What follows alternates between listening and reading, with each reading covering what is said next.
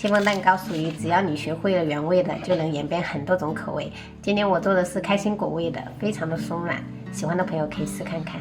等一下我是做6寸模具，所以这个鸡蛋要这种稍微大一点的，大概就是掂起来就是55克到60克之间。这个是去超市买的这种大颗的。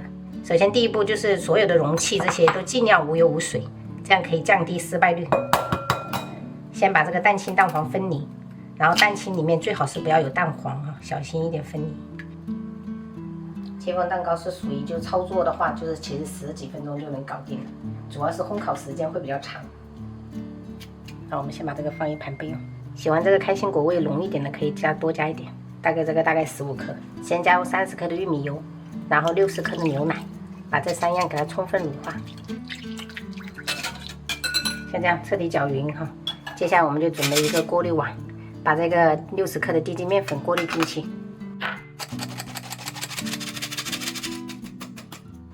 然后接着我们就画 Z 字形给它搅匀。其实做这种6寸的量还好，就不容易起筋，但是为了保险起见啊，还是用这种 Z 字形的画法。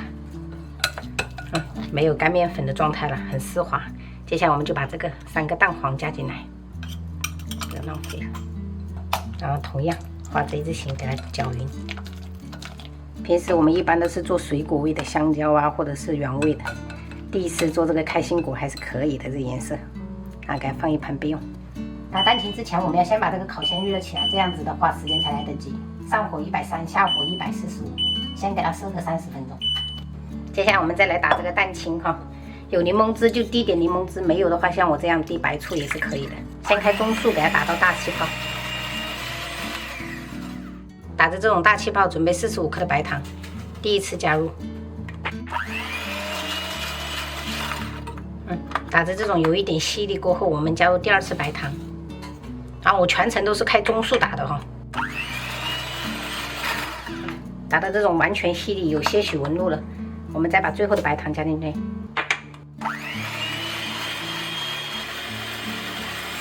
有一个这种明显的小弯钩就可以了。取1/3的蛋白霜啊，加进来，先给它混合均匀，就不要打圈圈啊，往底下。往上抄，像炒菜一样。这一步操作的时候也是要非常快的，尽量不要逗留哈，这一步很容易就小跑。像这样混合均匀了过后，然后我们再把这个蛋黄糊加到这个蛋白霜里面，继续按之前的手法给它混合均匀。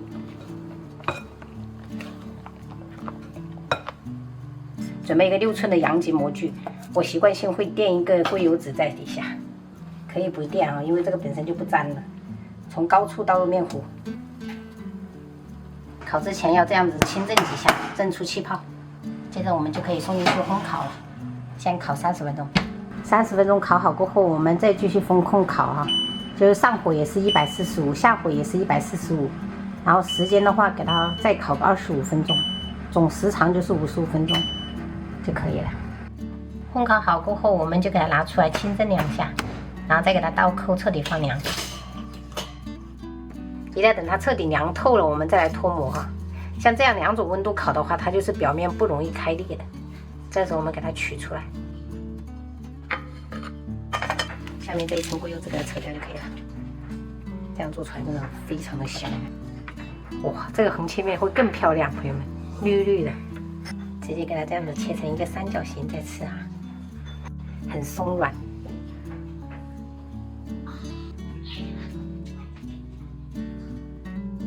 今天晚上可能会开心一整天。对，吃的开心，我开心。今天确实会开心一整天。为什么？因为有体育课，还有信息课，玩电脑。今天还有下雨吗？没有啊。今天你们一定要把雨伞带回来，看到没有？